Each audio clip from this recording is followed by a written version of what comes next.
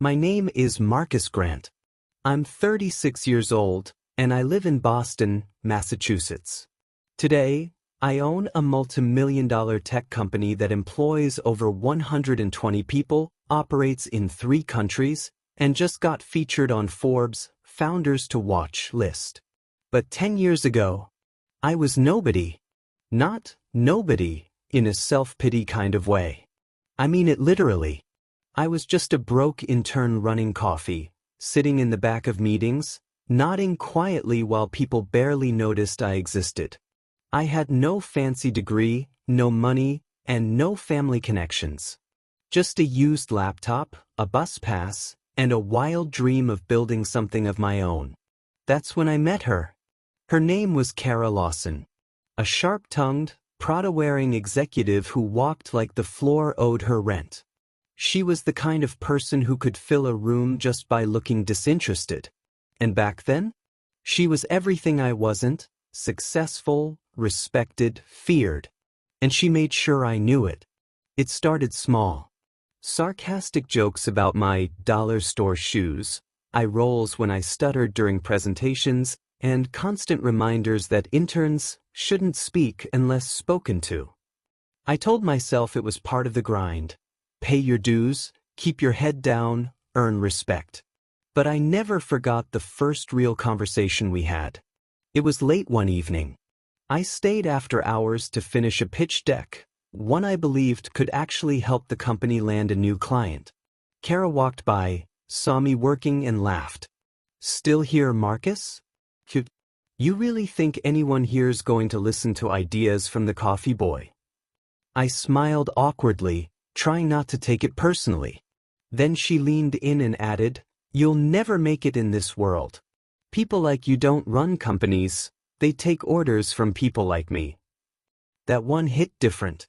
She didn't even say it with malice. It was worse than that. It was pure, casual certainty.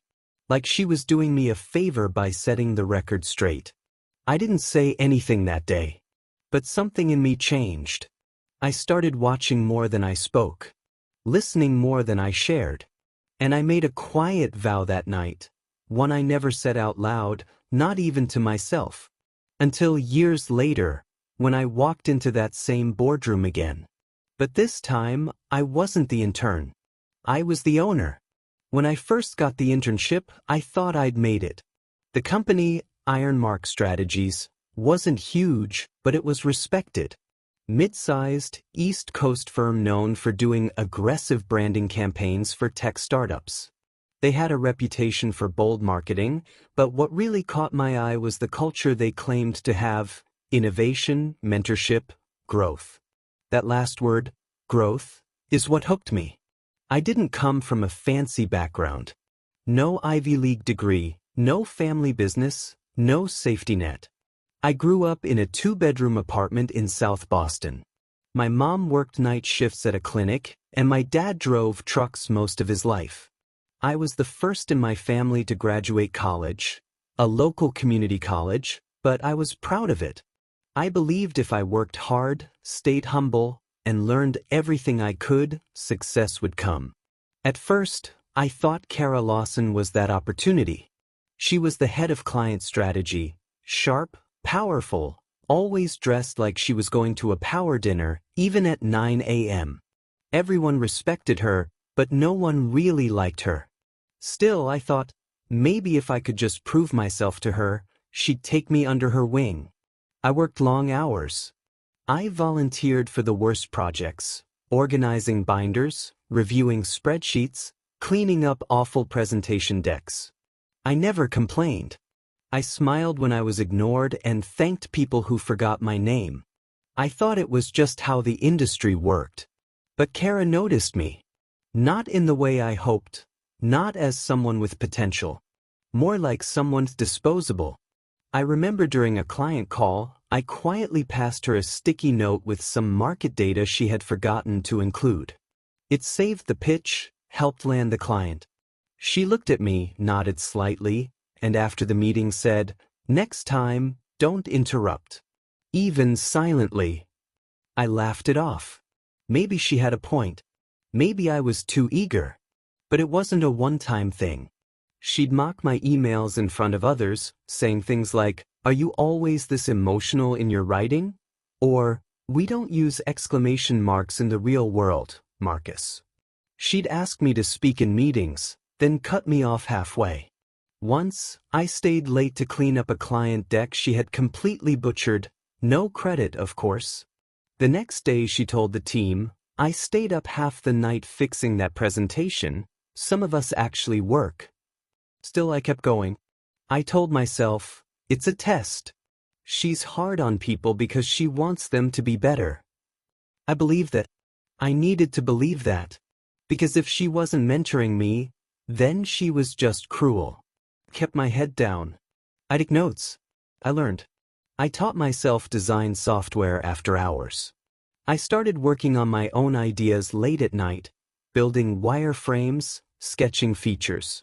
I had this concept for a user feedback platform that could integrate with startups in beta phase. I called it Corpus. It wasn't much yet, but it was mine.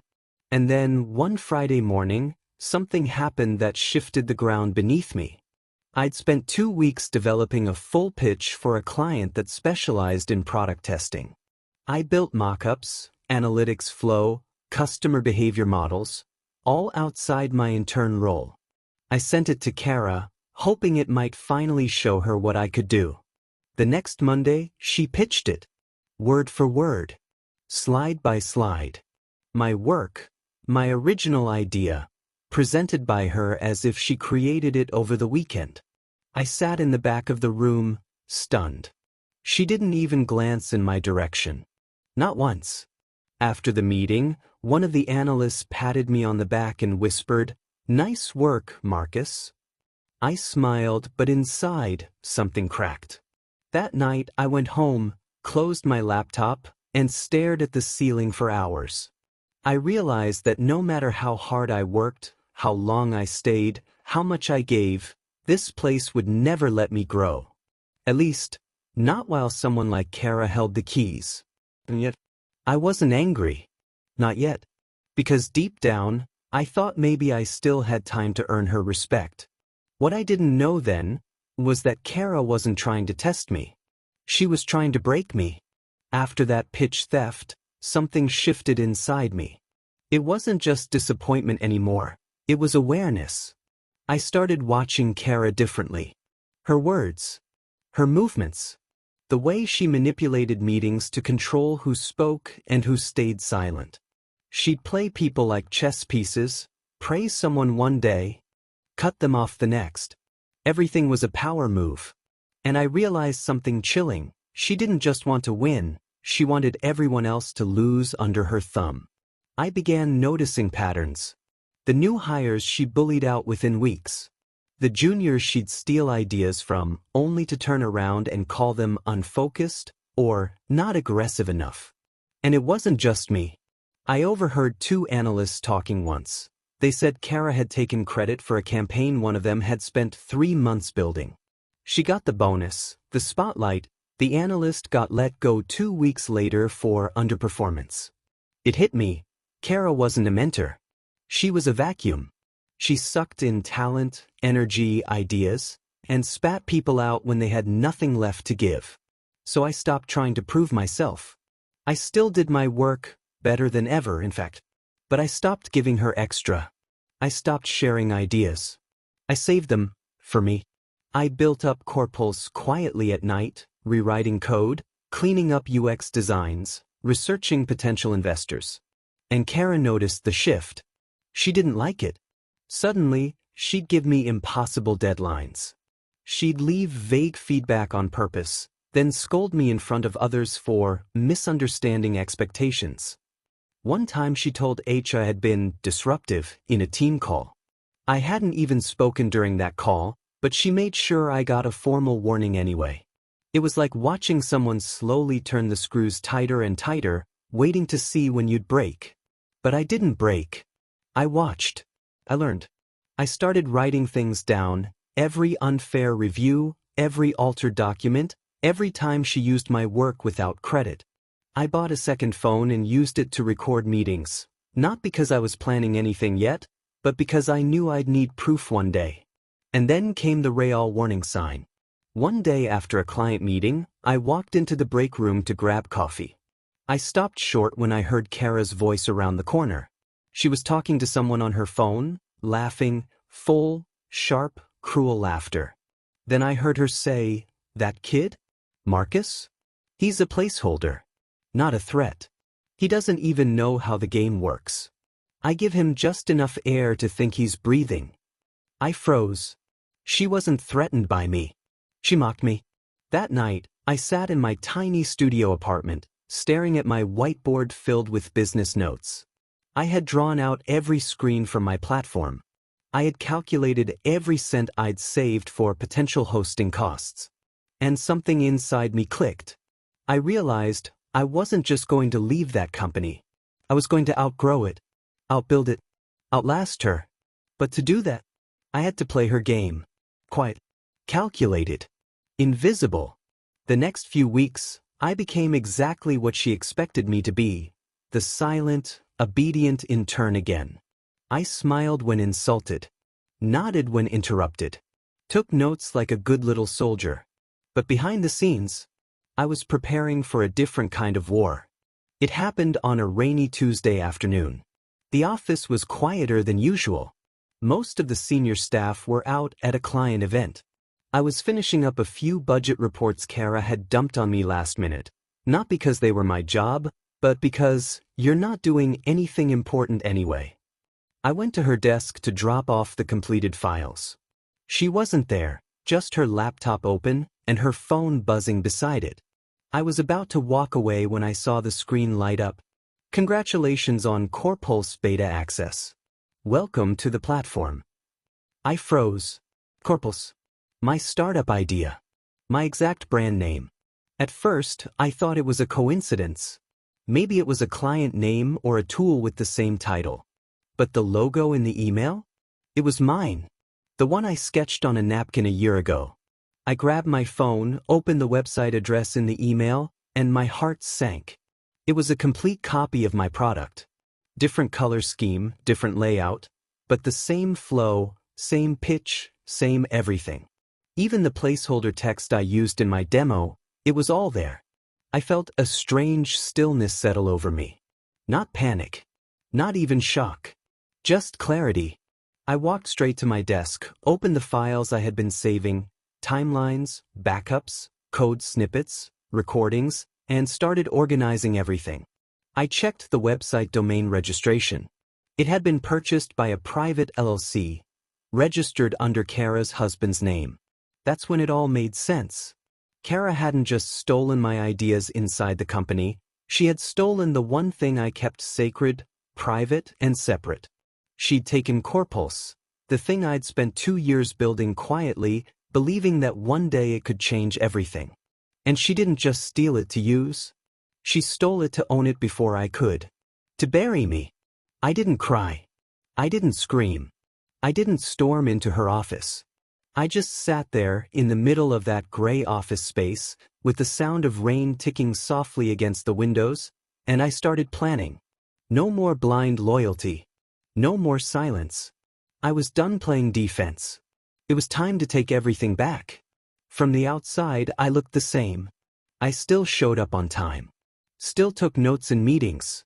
Still smiled when Kara gave me sarcastic instructions like, "Try not to mess this one up, all right?" But inside, I wasn't her intern anymore. I was her shadow. The first thing I did was document everything. I already had old voice recordings of meetings, but now I went deeper. I traced every timestamp of my CorePulse files, source code versions, design iterations, domain name checks I had done months ago, even emails to myself describing the product vision. Then I printed them, all of them. Stored the originals in a cloud vault. Burned backups to USB drives. One I hid in a friend's apartment. Another I mailed to my brother. I wasn't being paranoid. I was preparing for war. Then I got a lawyer. Not just any lawyer. A guy who specialized in tech intellectual property theft. I found him through a founder forum. First consultation was free. I didn't tell him who Kara was, just described the situation. He leaned back and said, "You've got a real case. But you'll need to catch her red-handed if you want to win without a long court battle." So I went hunting. I started monitoring public repositories. Turns out, Kara had hired a freelance dev team through her husband's LLC. I traced their IP logins back to Pakistan and Belarus, cheap overseas labor, working on stolen logic from my platform. I joined their beta mailing list with a burner email. Accessed the product. Screen recorded every click. It was mine. My architecture. My feedback engine. Even the onboarding survey had the exact questions I'd tested months ago. I brought everything to the lawyer. He told me to keep collecting and stay quiet. So that's what I did. While Kara mocked my lack of leadership in review meetings, I was already preparing the lawsuit that would name her as co-defendant.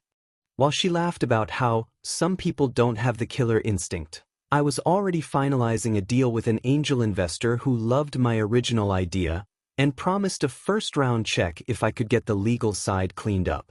But the best part? She had no clue. In fact, she thought she had won. She started getting bolder, began hinting that she might spin off into her own project and build something real outside the office. She even said in a staff lunch, "Some of us were born to lead, others, well, they're great at proofreading." I smiled, drank my water, said nothing, because she didn't know what I knew. She didn't know I had downloaded the original design files from my first Corpulse drafts, months before she touched anything. She didn't know I had tracked her husband's payments to the dev team, invoices labeled UX strategy, using my stolen framework. And she definitely didn't know that 2 weeks ago, I had filed a provisional patent on my original algorithm. She thought I'd given up. She thought I was still the scared intern praying for validation. But she forgot something. I wasn't trying to be noticed anymore. I was building something she couldn't even see coming. 2 months later, I was called into a company-wide town hall. Kara stood confidently at the front of the conference room, wearing her usual sharp suit and smug smile. She was announcing her next big step, said she'd be leaving the company to launch her own tech startup. She called it PulseNova. And then she said the words that lit the final fuse. "I believe in innovation. That's why I created PulseNova from the ground up. It's time for me to build something of my own, something authentic." I looked around. People clapped. Some looked confused. A few glanced at me, but stayed silent. I waited until the end of the meeting. Then I stood up and walked to the front, calm as ever. "Mind if I say something?" I asked. Kara looked amused. "Of course," she said. "Marcus, everyone, he's been a wonderful intern this year. Very reliable." I turned to the room and took out a USB stick from my pocket, plugged it into the projector laptop, and hit play. First came screenshots, early designs of Corpulse, all dated, all credited to me. Then came the source code timestamps. Then a screen recording of PulseNova's beta, nearly identical. People started whispering. I let it run for a full minute before pausing. Then I said, "Everything you just saw was created by me, last year. Months before PulseNova was even registered." I turned to Kara. "You didn't create a company. You stole one." She tried to laugh it off. "This is absurd, Marcus, But then came the audio clip. A secret recording from her office weeks ago. Kara on the phone with her husband. "Don't worry, I've already lifted the back-end logic from his demo. He's too dumb to protect anything.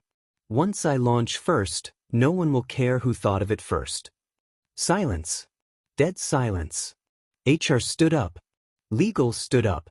The company's CTO walked out of the room. Kara went pale. I looked at her, the woman who once told me I'd never be successful, who humiliated me, who made a career out of destroying others to climb higher. And for the first time ever, she had nothing to say. Within a week, a formal investigation was launched. She was placed on immediate leave. Days later, the lawsuit hit her husband's LLC, copyright infringement, theft of IP, and malicious misrepresentation. But that wasn't the end. Because the angel investor I had been speaking to? He saw the entire clip online. Someone in the audience had recorded it. He called me the next day. Let's fund your version, Marcus. The original. The real one. Within 3 weeks, Corpulse had its first 6-figure investment. We rebuilt the platform, legally protected this time, with an actual team that believed in it. Kara tried to countersue, but the evidence was airtight. She lost her job, her reputation, and her access to the industry. Last I heard, she moved to another city, tried to rebrand as a consultant. No one called. She said I'd never be successful. Now I own the company she tried to steal. Not out of spite. Not for revenge. But because when you build something with your soul, no thief, no fraud, no villain can take it from you forever. It's been 18 months since that town hall. Today, I walk into an office with my name on the glass. Marcus Bennett, founder and CEO, Corpulse. We're still small, just a team of 10, but everything we build now, it's ours. Pure. No shortcuts. No stolen code. No stolen dreams. Every morning when I boot up my laptop, I remember what it felt like to sit in that gray cubicle, biting my tongue while someone else took credit for my work. I remember how humiliation felt, slow, suffocating, invisible to everyone except me. But I also remember the moment it all shifted. Not when Kara was exposed. Not when I won in court. Not even when the first investment came in. The real shift? It came the moment I decided not to scream and started planning instead. That's what changed everything. I used to think success was loud. Titles, applause, validation. But real success? It's quiet. It's built in silence. It happens when no one's watching and no one believes in you, except you. I never set out to destroy anyone. I only wanted to prove, mostly to myself, that I was capable, that I mattered, that the things I built in silence had value, even if nobody clapped when I made them. And now? Now I get emails from developers across the country who use our platform to manage mental health workflows. I get messages from interns saying, "Thank you for proving someone like us can still win." And sometimes, when I lock up the office late at night, I walk past the old boardroom where I first exposed Kara, and I just smile. Not because I won, but because I didn't let her break me. She took credit. She took confidence. She tried to take the future I was building brick by brick in the dark. But she forgot one thing. You can steal a logo. You can steal an idea. But you can't steal someone's fire. You can't fake soul. So, if you're listening to this, and you're being underestimated, overlooked, or pushed down, just remember, they don't get the final word. You do. Because you're not just the quiet intern. You're the architect. You're the storm they never saw coming. She said I'd never be successful. Now I own her company.